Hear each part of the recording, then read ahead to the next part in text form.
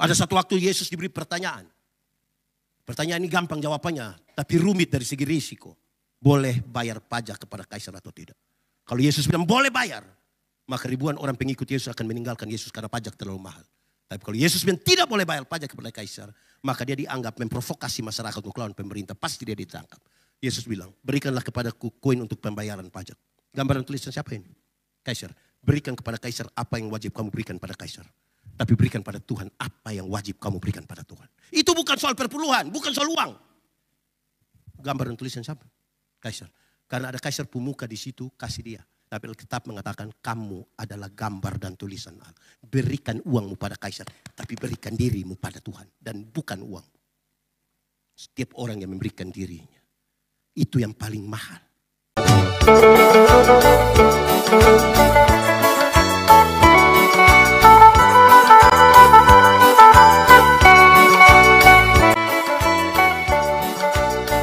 Saudara-saudara, shalom. Selamat hari Minggu. Ada sukacita.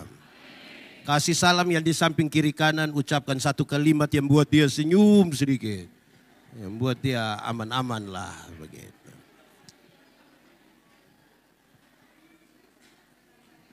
Baik. Sudah. Bapak Ibu saudara-saudara, saya dapat 45 menit ya, saya maksimalkan ini. Oke. Paulus dapat kabar dari keluarga Chloe bahwa jemaat di Korintus hampir pecah. Bahkan sudah mulai pecah sedikit-sedikit. Perpecahan di jemaat itu terjadi karena dua alasan. Berapa alasan? Satu, karena jemaat suka pilih-pilih pelayan. Sama-sama 1, 2, 3. Karena Jemaat itu di sana berpikir begini, pelayan yang baik itu harus seperti Paulus. Satu kali berkhotbah ada 2.000-3.000 orang bertobat, itu dulu berpelayan. Separuh bilang itu kurang, pelayan yang baik itu mesti seperti Apolos. Dia seorang pengkhotbah yang luar biasa, khotbah 5-6 jam orang tidak mengantuk, itu dulu baru pelayan. Paulus dan Apolos tidak tahu apa-apa, tetapi jemaat sementara mengelompokkan diri seolah-olah ada golongan Paulus dan Apolos. Saya mau tanya, di Sejahtera ini ada berapa pendeta? Jemaat aman? Tidak pilih-pilih? Saudara-saudara, saya tidak tahu di Bandung, tapi di banyak tempat itu jemaat suka ikuti ini warta jemaat. Di sini juga sebut sama warta jemaat. Kalau baca baru bilang nanti minggu ini dipimpin oleh di Bandung ada juga begitu. Di Sejahtera di sini ada. Itu orang ada di sini sekarang ya. Itu dia pun masalah begitu. Itu yang bikin kacau jemaat ini. Kedua, jemaat hampir pecah karena mereka semua tidak sibuk untuk melayani. Semua orang yang percaya kepada Tuhan Yesus diberi karunia-karunia Roh Kudus. Paulus mendefinisikan karunia Roh Kudus dibedakan dalam dua kelompok. Pertama, karunia motivasi. Yang kedua, karunia manifestasi. Karunia motivasi itu seperti berkhotbah, mengajar, menyanyi, mendampingi orang. Dan karunia manifestasi seperti bicara dalam bahasa roh, menerjemahkan bahasa roh, menyembuhkan orang. Dorang tidak pakai itu untuk pembangunan jemaat. Dorang lagi sibuk untuk membanding-bandingkan. Kalau ini pendeta yang berdoa, itu semua tidak pindah sedikit begini. Kalau kita berdoa di sebelah itu, itu roh penuh. Bisa keluar-keluar dari jendela. Paulus bilang kamu seperti anak-anak. Saya mau tanya, di Bandung juga ada yang suka beda-bedakan begitu. Ada orang tertentu yang tidak menemukan karunia apa dalam hidupnya. Tapi dia sibuk dengan orang lain pun karunia. Ada juga di sini. Nah, itu yang bikin kacau jemaat itu. Yang tidak menemukan karunia dalam hidupnya tapi sibuk dengan orang lain pun karunia. Ini tadi orang menyanyi. Orang tanya, tadi menyanyi bagaimana? Suara macam piring pica itu, tidak bagus itu. Akhirnya melemahkan orang. Tapi ada juga yang aneh. Misalnya dia tahu menyanyi ini. Tapi dia tidak menyanyi. Dari mimbar pendeta tanya, ada paduan suara, vokal group? Dia bilang, no. Tapi kalau dengar kabar Gubernur Jawa Barat dan Ketua Majelis Sinode GPIB akan beribadah di Sejahtera Bandung. Solo dia, duet dia, vokal grup dia, paduan suara dia, tari-tarian.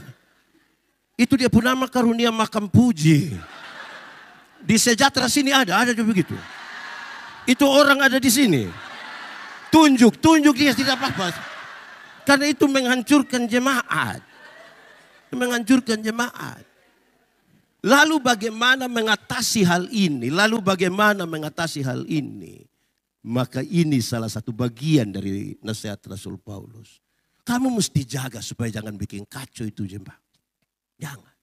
Kamu mesti berjuang bersama-sama supaya kamu sehati sepikir di dalam Tuhan. Kamu mesti punya tujuan yang sama. Biasa kalau pikiran lain, hati lain tidak ada tujuan bersama. Itu yang menghancurkan persekutuan jemaat. Dan bagaimana hal itu bisa terjadi? Hal itu bisa terjadi. Mari kita fokus pada satu kata ini. Kasih. Sama-sama 1, 2, 3.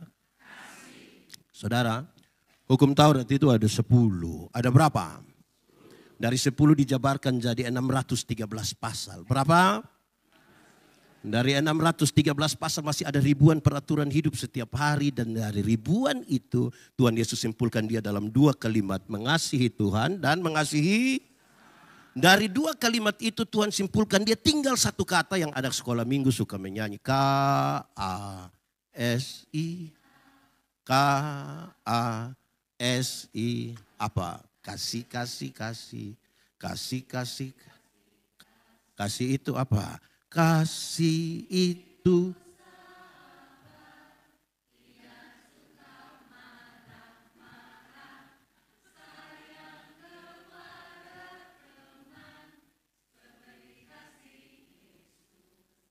Paulus waktu bicara dalam pertama Korintus pasal 12 dia bilang, kamu yang seperti anak-anak itu tidak bagus untuk pembangunan jemaat. Kalau lihat ini karunia, kamu harus dapat satu. Kamu harus punya karunia yang paling utama dan menurut Paulus. Pertama Korintus pasal 13, karunia yang paling utama adalah kasih. Sekalipun engkau memiliki, engkau mengetahui semua bahasa manusia semua kau tahu. Bahkan bahasa malaikat pun engkau tahu. Tapi kalau kasih tidak ada, kamu hanya seperti gong yang berbunyi. Kamu hanya gong. Di NTT itu banyak sekali bahasa. Satu kabupaten saja, misalnya Kabupaten Alor, ada 54 bahasa yang berbeda. Itu belum tambah yang sadar timur ini. Belum yang dari Rote yang macam ada pakai begini. Belum Sabu, belum Sumba. Banyak. Walaupun kita tahu semua tambah bahasa Mandarin dan bahasa Inggris. Ada tambah bahasa Perancis juga. Tapi kalau engkau tidak ada kasih, engkau seperti gong. Dia lanjutkan lagi.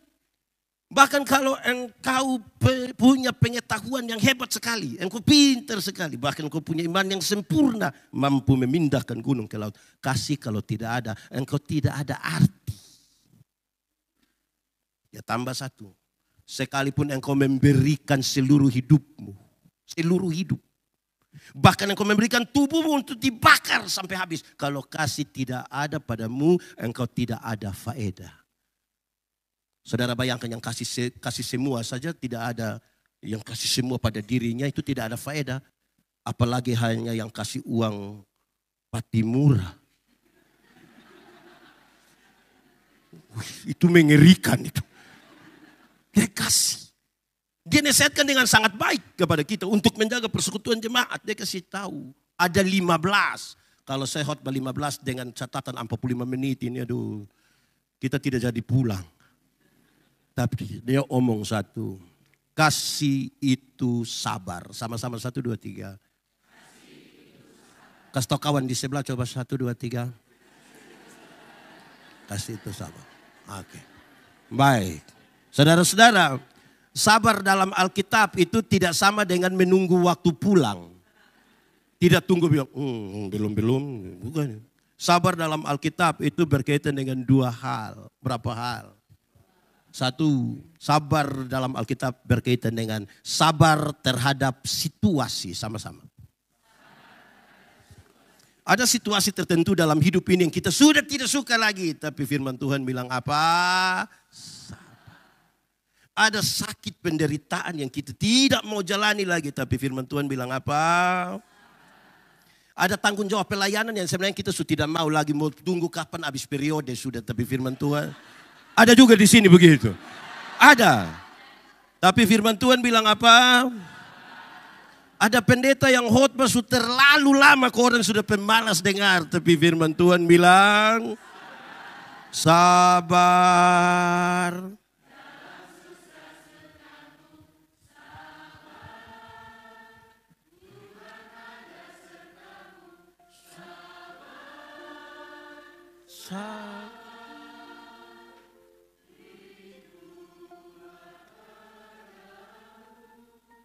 Makin menuju akhir ini makin hilang.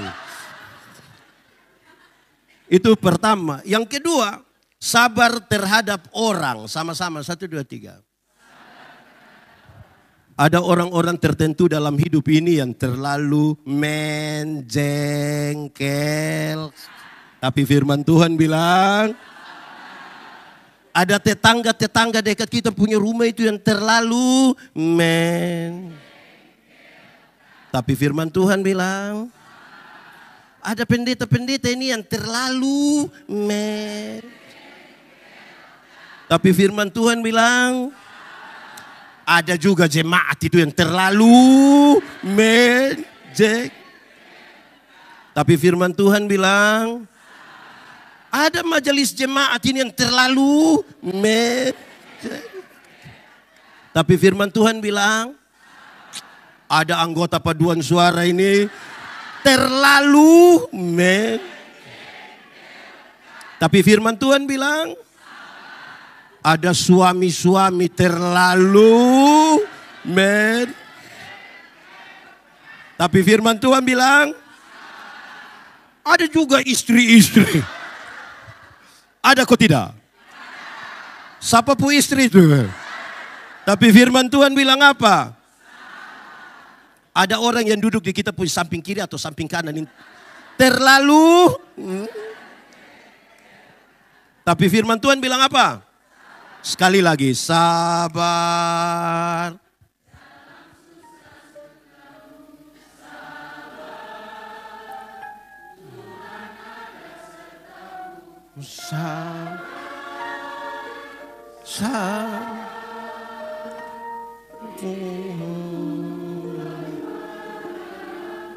Jadi kalau orang ada kasih itu begitu. Sekarang kita omong dulu pengertiannya. Ikut yang saya bilang. Kasih ialah kebaikan. Tidak terpatahkan oleh apapun. Tidak akan berubah menjadi kebencian. Ulang. Kasih ialah kebaikan. Tidak terpatahkan oleh apapun. Tidak akan berubah menjadi kebencian. Rujukannya begini, karena begitu besar kasih Allah akan dunia ini. Apakah Tuhan Allah mengasihi dunia? Lalu apakah dunia mengasihi Tuhan Allah? Lalu apakah karena dunia tidak mengasihi Tuhan Allah berhenti mengasihi dunia? Apakah Tuhan Allah membenci dunia? Saudara lihat sekarang, kasih tidak terpatahkan. Sama-sama, 1, 2, 3. Kasih tau kawan di sebelah, 1, 2, 3. Kasih tidak. Supaya tidak boleh ada sesama jemaat. Tidak boleh ada sesama jemaat yang begini. Pak Pendeta, saya terlalu hargai Pak Pendeta. Saya terlalu hargai. Tapi setelah saya tahu Pak Pendeta punya sifat asli macam begini. Maaf. Itu bukan kasih. Ego. Saudara, orang egois itu ada di jemaat kok tidak? Di sini ada kok tidak? Dia majelis.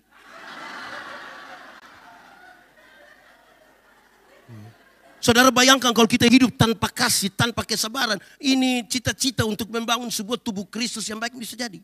Ikuti saja rapat majelis jemaat. Ada orang itu yang kalau omong itu dia mau semua orang dengar. Tapi orang omong dia tidak mau dengar. Di sini ada. Dia faham apa itu? Jangan masuk di situ.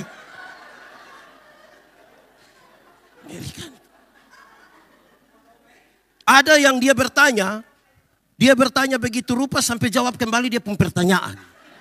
Ada juga di Sejahtera. Oh itu tidak sejahtera itu kalau begitu.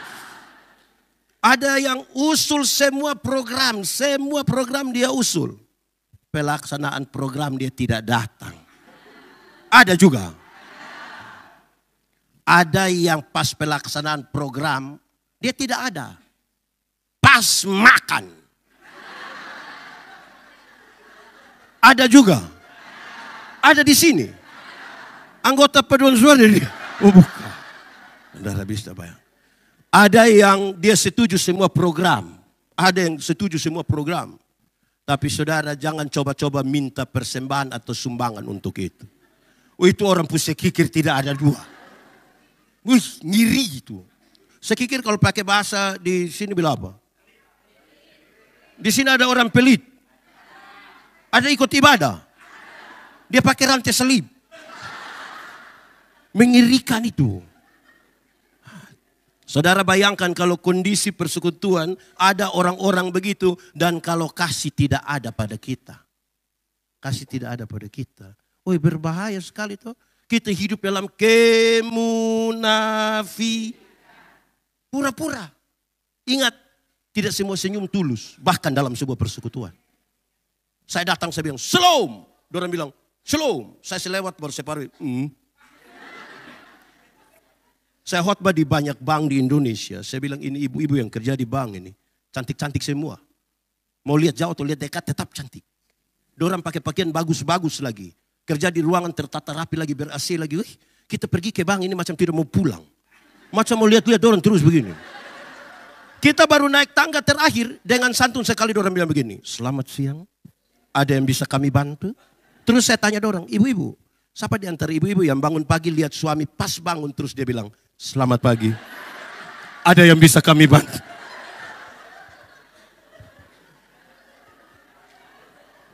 Jadi yang kelihatan baik itu belum tentu dari hati yang tulus.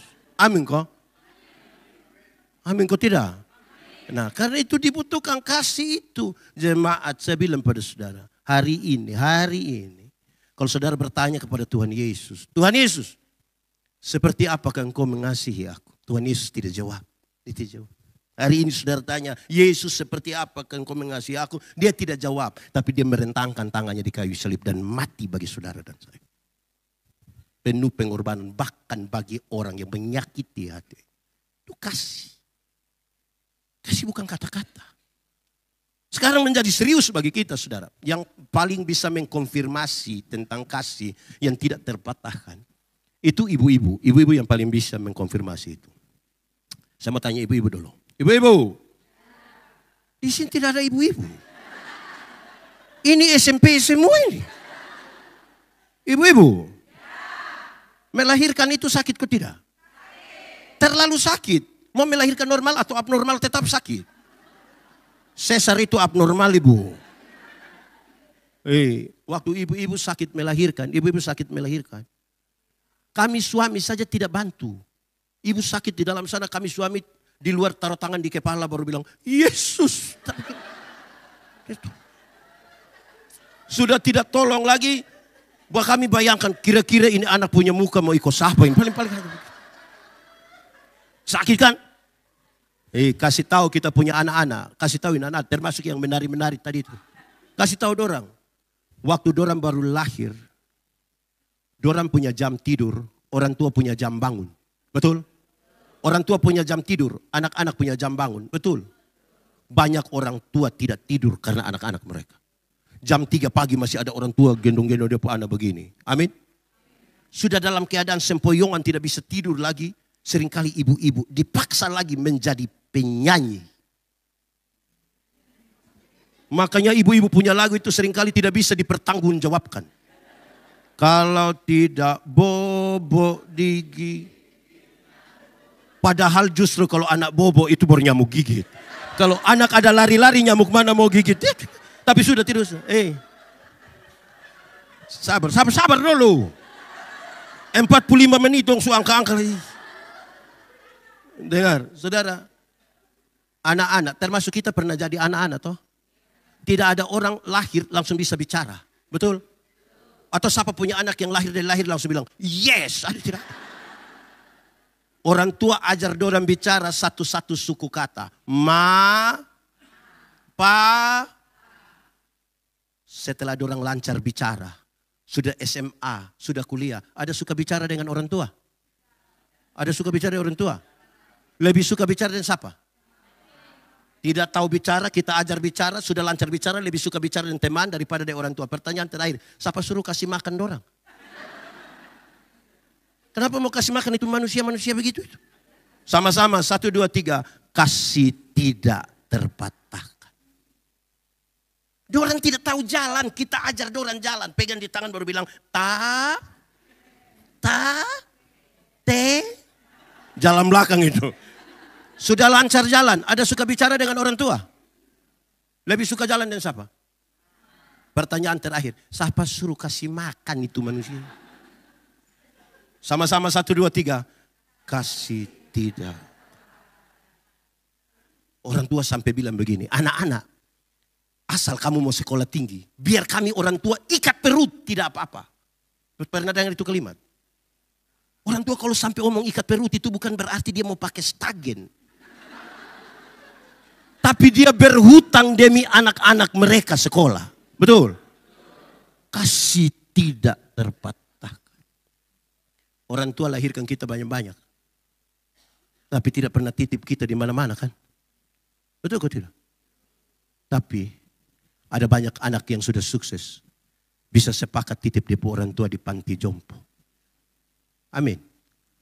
Yang sudah titip dan rencana titip batal. Batal sudah.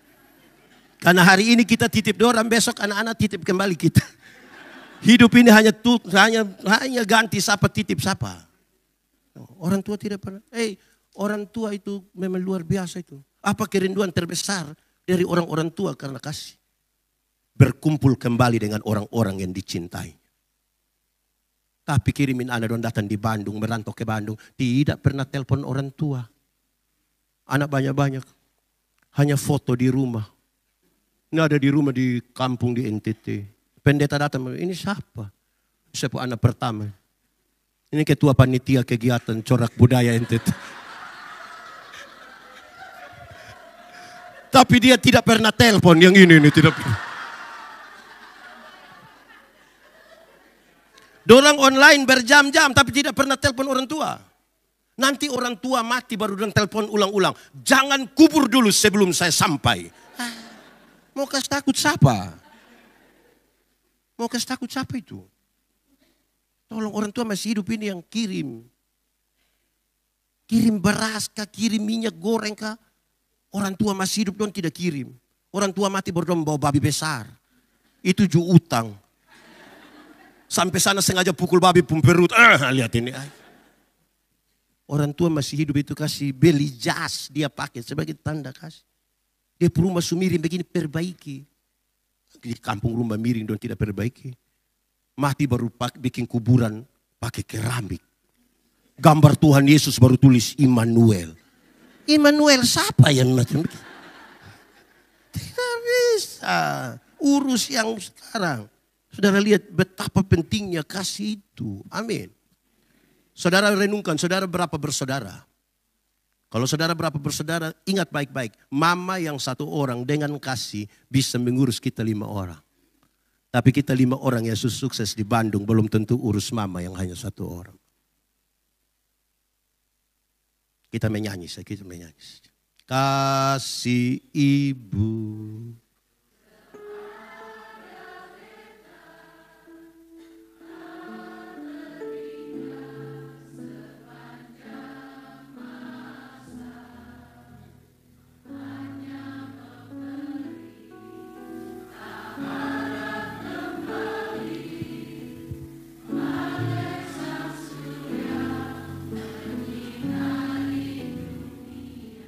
Coba kita ulang menyanyi ini lagu sambil bayangkan mama mantu punya muka. Kasih kepada siapa? Mau sampai kapan?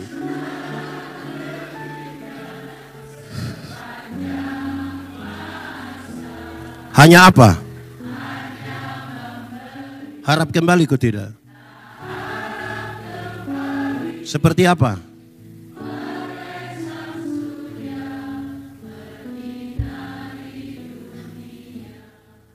Begini baru sedih-sedih.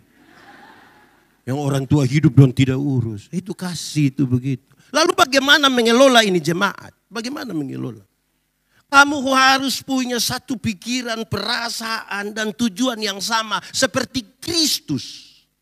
Bagaimana punya pikiran, perasaan, tujuan yang sama seperti Kristus? Hanya ada satu kata, yaitu menyatu. Menyatu dengan Kristus.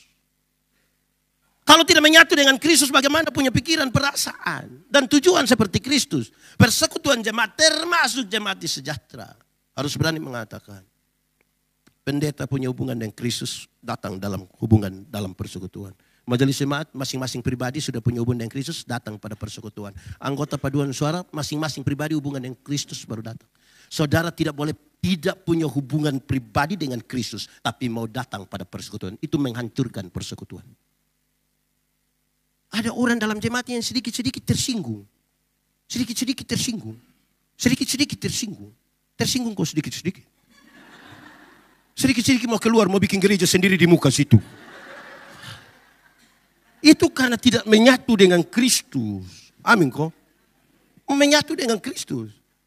Dan syarat dari kesatuan dengan Kristus adalah menjaga kekudusan. Sama-sama, 1, 2, 3.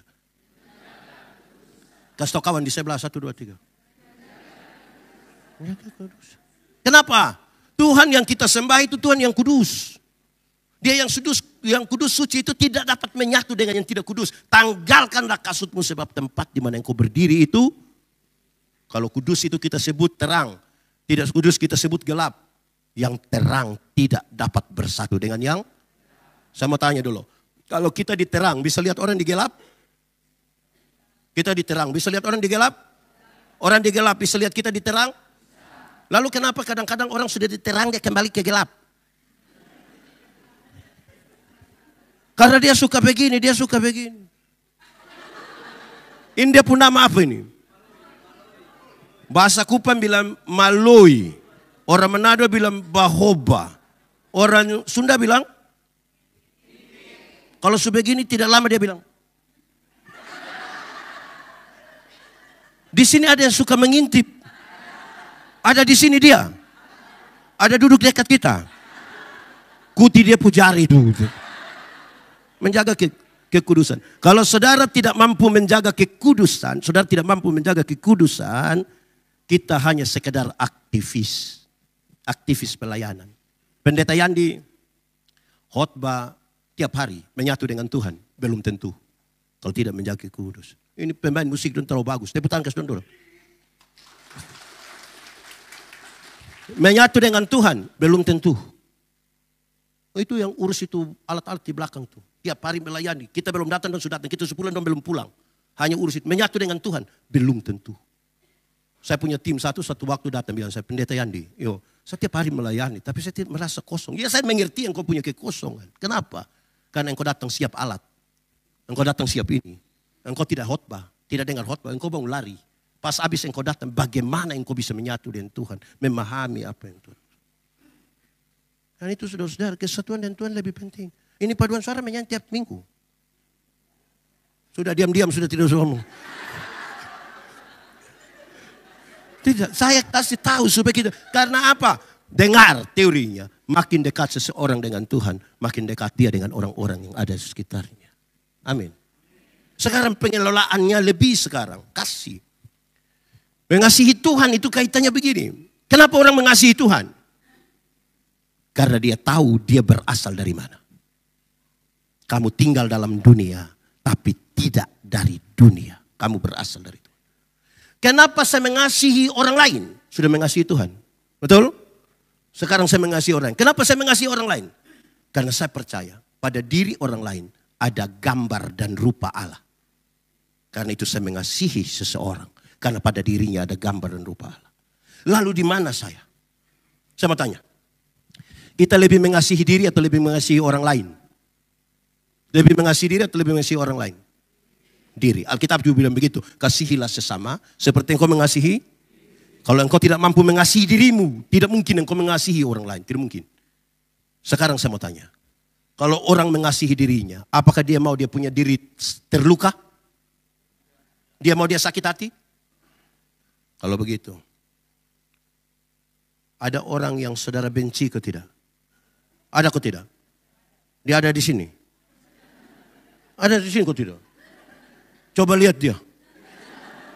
Kenapa lebih banyak lihat saya? Saudara benci saya. Saya tanya saja begini. Pendeta Yandi benci sama Vikaris. Yang rugi pendeta Yandi atau Vikaris?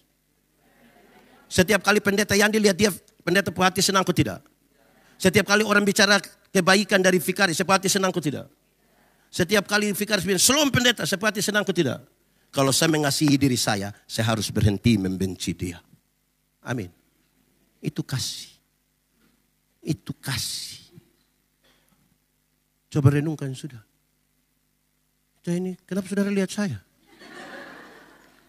Kasih itu menolong kita untuk lebih. Dalam kasih itu kita menerima. Dalam kasih itu kita berkorban seperti Kristus. Dalam kasih itu kita mengampuni. Amin. Karena itu serius bagi kita. Tiap-tiap orang harus menyatu dengan Tuhan. Dalam kasih itu kita taat. Kristus itu taat. Bahkan taat sampai mati. Karena kasihnya yang besar. Bayangkan kalau waktu itu Kristus tidak taat. Kita tidak diselamatkan. Tidak boleh ada satu hal pun di dunia dalam persekutuan yang kemuliaannya melebihi ketaatan dari orang. Saya kasih contoh saja. Di Sejahtera ini ada katekisasi. Berapa tahun? Berapa lama? Berapa kali tidak pertemuan, tidak boleh ikut CD? 3 kali. Ada orang yang datang tanya pendeta, ini kali ini ada baptis, ada CD kok? Ada. Kenapa? Kita punya anak yang kuliah dokter itu di Jakarta itu. Anak pintar sekali. Kok? Iya itu dosen belum tahu, dia sudah tahu. Kenapa? Kenapa itu? Nanti pas liburan ini dia datang, bolehkah pendeta langsung teguhkan dia? Pendeta tidak bisa begitu. Tersinggung dia orang tua. Kenapa orang lain boleh taat ikut, dia tidak taat? Dia terlalu apa? Ancam lagi mau keluar. Di sini ada. Taat karena kasih. Karena kasih yang besar itu dia mati di kayu salib. Sebagai bukti kasih. Mati di kayu salib. Kenapa pendeta-pendeta suka bertengkar di media sosial itu? Satu hujat satu gereja menghujat gereja lain. Kenapa? Karena kita lagi bertengkar hal-hal di luar kemuliaan salib. Hanya untuk membesarkan diri, hanya untuk membesarkan organisasi. Kita lupa pada kemuliaan salib yang penuh dengan kasih. Ada satu lagu lama. Orang tua pasti masih ingat. Yang anak baru dulu latihan itu lagu tahu. Pada saat tubuh jauh dari. Lihat salib Tuhan. Lihat salib Tuhan berdiri. Sepotong kayu. Sepotong kayu kas. Tanda dosa besar. Tanda dosa. Di sana Tuhanku. Di sana Tuhanku telah mati. Ku datang pada salib itu. Ku datang pada salib. Ku kenangkan cinta Tuhan. Ku kenangkan cinta Tuhan. Ya ku jatuh pada kakinya. Ya ku jatuh pada kaki. Sana ku dapat ampun dosa. Dapat. Orang kalau datang pada salib Kristus hanya ada 2 gerakan. Pertama dia akan menunduk. Merasa tidak ada arti dan dia hanya akan mengaku dosa. Yang kedua kalau dia menengadah dia angkat tangan sambil berkata, aku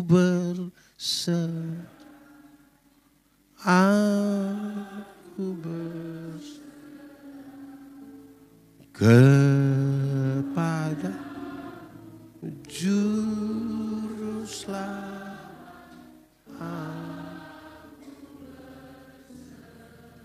Kenapa ada orang sombong dalam jemaat dan menghancurkan persekutuan jemaat? Karena dia bukan lihat ke atas dan menunduk. Dia lihat ke kiri kan. Kalau orang melihat kepada orang lain, kemungkinan sombong itu ada. Lama-lama orang lain yang beli motor dia yang tidak tidur di rumah. Karena dia itu serius bagi kita untuk memahami kasih yang besar. Dalam kasih itu kita melakukan apapun. Saudara bayangkan. Ini hari saya lihat. Saudara tepuk tangan dulu, tepuk tangan dulu. Saya rasa orang di Bandung ini rajin-rajin gereja semua ini. Dia sampai duduk di luar sana itu. Tiap minggu begini. Tidak kan saya hanya tanya ini. Terlalu. Ini majelis jemaat atur kok kasih besar ini gereja. Bikin gereja besar. Tidak usah takut. Mau bikin gereja. Saya mau tanya. Pak Ketua ada rumah sendiri Pak Ketua? Ada. Waktu kerja sendiri atau kumpul jemaat? Kerja sendiri. Masing-masing kita ada rumah sendiri. Ada. Saudara tahu. Bikin rumah sendiri-sendiri bisa. Masa rame-rame bikin satu rumah gereja tidak bisa. Itu hanya orang sekikir itu. Masa bikin rumah sendiri bisa. Kau bikin rumah, kita misalnya masing-masing kita ada 100 orang. Masing-masing bikin dia rumah sendiri. Bisa toh? Masa 100 orang kumpul bikin satu rumah tidak bisa? Aneh itu ada. Parah itu. Bermasalah itu. Apalagi kita berdoa bahwa Tuhan turut bekerja di sini. Amin. Saudara, waktu kita bangun gereja ini dalam kasih, ini bukan sumbang. Tata ibadah kita menegaskan yang sangat baik. Di bagian itu disebutkan dengan nomenklatur yang mantap. Persembahan. Sama-sama, 1, 2, 3. Kata dasarnya, sembah.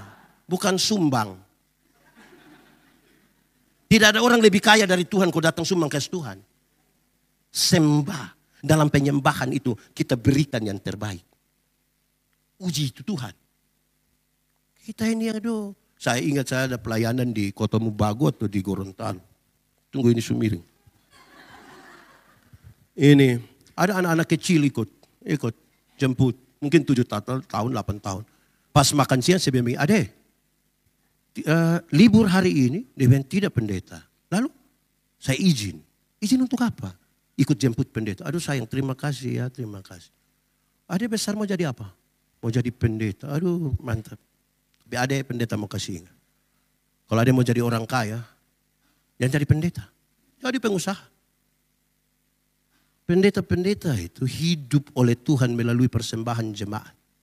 Kalau persembahan jemaat dalam rupa uang, itu uang yang gambar proklamator yang warna merah itu jarang ke gereja. Yang paling banyak masuk itu yang Patimura. Pejuang. Kenapa Patimura pegang dia pedang begini? Karena ada yang ramas-ramas. Hampir patah itu pedang Patimura. Tapi yang saya mau bilang, bukan sebentar kasih uang. Saya tidak ada urusan saudara persembahan. Saya mau bilang, penyertaan Tuhan sempurna bagi hamba-hambanya. Sempurna. Jangan takut. Kita punya ketakutan lebih besar dari itu uang. Jangan takut untuk membangun bersama. Tidak ada jasa kita bagi Tuhan. Tidak ada. Dalam kasih yang besar. Bayangkan kalau Tuhan itu dia pun jasa buat kita. Saya kasih contoh. Anggap saja saya dan Vikaris Income 2 tidak kenal. Anggap saya ini. Income 2 tidak kenalin. Terus saya dapat dia pun nomor ini. Saya telepon dia. Vikaris, sebentar malam jam 12 ketemu saya di depan rumah jabatan wali kota Bandung. Kira-kira dia mau atau tidak? Tidak mau. Dia ada ayam 1 di rumah ini. Saya pergi dia ke rumah. Kira-kira dia kasih saya itu ayam kok tidak? Tidak. Saya ganti pertanyaannya. Saya mau kasih dia mobil baru 1. Kira-kira dia mau atau tidak? Terus saya beli kasih dia mobil baru cuma-cuma saya kasih dia misalnya Toyota Alphard 1 dia dapat. Ada perubahan tingkah laku dari dia ke saya kok tidak? Saya telepon jam 12 malam dia datang kok tidak? Saya pergi dia ke rumah ada ayam dia kasih kok tidak? Kenapa tiba-tiba dia baik begini? Karena dia telah menerima sesuatu yang cuma-cuma, yang sangat mahal harganya. Dia tidak jadikan itu sebagai sebuah balasan, tapi sebagai sebuah ungkapan syukur. Ada satu waktu Yesus diberi pertanyaan. Pertanyaan ini gampang jawabannya, tapi rumit dari segi risiko. Boleh bayar pajak kepada kaisar atau tidak? Kalau Yesus bilang boleh bayar, maka ribuan orang pengikut Yesus akan meninggalkan Yesus karena pajak terlalu mahal. Tapi kalau Yesus bilang tidak boleh bayar pajak kepada kaisar, maka dia dianggap memprovokasi masyarakat untuk lawan pemerintah. Pasti dia ditangkap. Yesus bilang, berikanlah kepadaku koin untuk pembayaran pajak. Gambaran tulisan siapa ini? Kaisar. Berikan kepada kaisar apa yang wajib kamu berikan pada kaisar. Tapi berikan pada Tuhan apa yang wajib kamu berikan pada Tuhan. Itu bukan soal perpuluhan, bukan soal uang. Gambaran tulisan siapa? Kaisar. Karena ada kaisar pemuka di situ, kasih dia. Tapi Alkitab mengatakan kamu adalah gambar dan tulisan Allah. Berikan uangmu pada kaisar, tapi berikan dirimu pada Tuhan. Dan bukan uang. Setiap orang yang memberikan dirinya, itu yang paling mahal. Dalam pemberian diri. Kalau diri saja dia berikan, apalagi yang lain. Periksa kembali relasi dan kasih kita kepada Tuhan. Saya mau tambah waktu sedikit. Sudah. Orang Timur hari ini pakai adat ini dengan kata bahasa Dawan, bahasa Timur. Lais menekat, sama-sama. Ini menarik tentang kasih. Dalam bahasa orang Timur, tadi ada tertulis di tata ibadah. Sesama manusia disebut dengan kalimat, dengan kata aukbian, onbian, badan sebelah. Kalau saya kanan, dia kiri. Kalau saya kiri, dia kanan. Dia bicara tentang kesatuan. Tidak ada orang yang membenci tangan kirinya. Tidak ada tangan yang lain. Yang tidak suka pada tangan yang lain. Dia selalu kemana-mana. Saudara, saya pimpin satu acara besar. Ada ribuan orang hadir. Tiba-tiba ada satu kesaksian. Ini kesaksian yang menarik. Ada satu ibu bilang begini. Dia pada waktu tidur atau tidak tidur itu malaikat bawa dia pergi surga. Saya bilang, wih mantap. Surga itu bagus. Memang bagus. Terus dia jalan-jalan, dia lihat di pojok begini ada ruangan. Waktu dia lihat begini, wah itu ruangan penuh dengan mulut-mulut. Penuh dengan, jadi dia tanya malaikat, kenapa itu ruangan penuh dengan mulut-mulut? Terus malaikat jawab, oh itu mulutnya pendeta-pendeta. Kenapa mulut pendeta? Pendeta-pendeta itu khotbah bagus, jadi dia pun mulut surga, kaki tangan ada di neraka. Oh, saya tersinggung itu. Pas bagian mau khotbah saya bilang, ibu kita dua selesaikan yang tadi. Kita dua selesaikan. Saya bilang begini, ibu tahu pisau, Dia bilang tahu pendeta. Coba ambil pisau, potong ibu pun jari. Setelah dia luka sudah berdarah, coba ibu bilang itu jari. Bilang, rasa kau. Bisa begitu? Dia bilang tidak. Nah itu. Alkitab mengatakan, kepala gereja di Kristus, kita adalah anggota-anggota dari satu tubuh. Mata karena dia mata, dia tidak lebih penting dari telinga. Kaki tidak lebih penting dari tangan. Kita semua satu. Siapa yang malam-malam perut sakit mau ke WC, kaki bilang di perut. Pergi sendiri. Sama-sama. Alkitab bilang, kalau tangan terluka, mata menangis. Dan kalau mata menangis, tangan melap. Sudah penting saudara. Jadi saya bilang ibu, jadi kita ini kesatuan. Kalau mau masuk surga, mulut, kaki, tangan, perut itu masuk semua. Masa mulut di sana, kaki di sana. Ini ajaran sesat ini. Bicara tentang kesatuan. Karena itu, kasih itu menyatukan. Dan saya iri sudah khotbah. Dalam kasih itu, kita mengelola perbedaan. Siapa tidak mencintai perbedaan, tidak pantas tinggal di dunia. Karena fakta kosmis menunjukkan segala sesuatu yang ada di dunia ini berbeda. Amin. Ada atas ada? Ada kanan ada? Ada panas ada? Ada hitam ada? Itu pasang nikah. Satu laki-laki yang dia mempelai laki-laki itu umur 64 tahun. Yang perempuan umur 20 tahun. Ngeri itu. Saya tahu jemaat yang datang itu don bicara tentang beda usia yang sangat signifikan. Beda berapa tahun? Dalam khotbah saya bilang begini, dalam sebuah pernikahan beda usia tidak penting. Yang lebih penting adalah mereka harus beda jenis kelamin. Itu penting itu. Untuk apa sama-sama umur 30 tapi laki-laki semua? Itu pakai bahasa kupa, domba korek. Amin.